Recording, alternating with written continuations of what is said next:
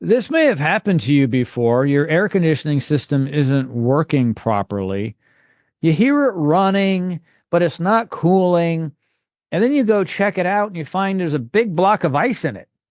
Hmm. How can that be? It's like 100 degrees and there's ice all in my AC unit.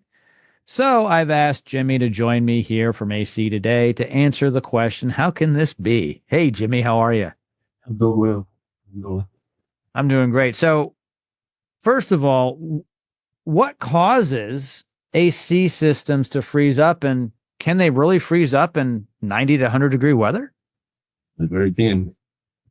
It been a big block of ice. So there's a lot of factors that can happen to cause that. Dirty filters, um, fan speed on the unit not set right from the factory or a new install, leaks, Freon leaks, um, ductwork issue, collapsed ductwork, undersized ductwork, um, thermostats not working properly, making the system run inefficient. So there's a lot of factors that can go into what's causing the system to freeze. But typically, we probably find the Freon leak, airflow is probably the most common thing we run across. Yeah. From my experience, coils can cause the leak issue.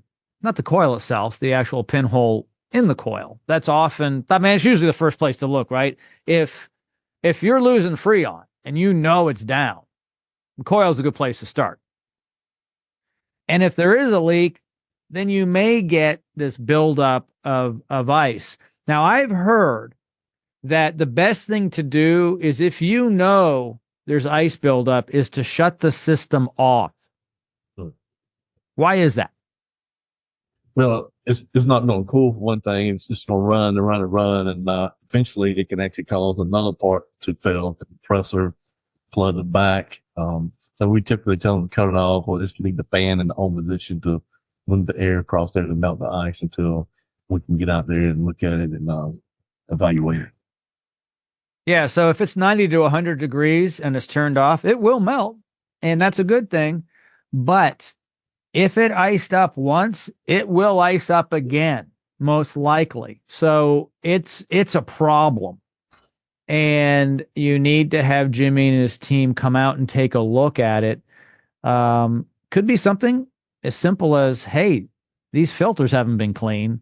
Let's or change. Let's take the filters out, put clean ones in, and clean the coils, and presto, it might work. Or you've got a leak, and unfortunately, coils aren't what they used to be, and they're just weak in general, and so they get compromised. And if you have a lot of ice on them, it's even worse. You're looking for more trouble than more ice.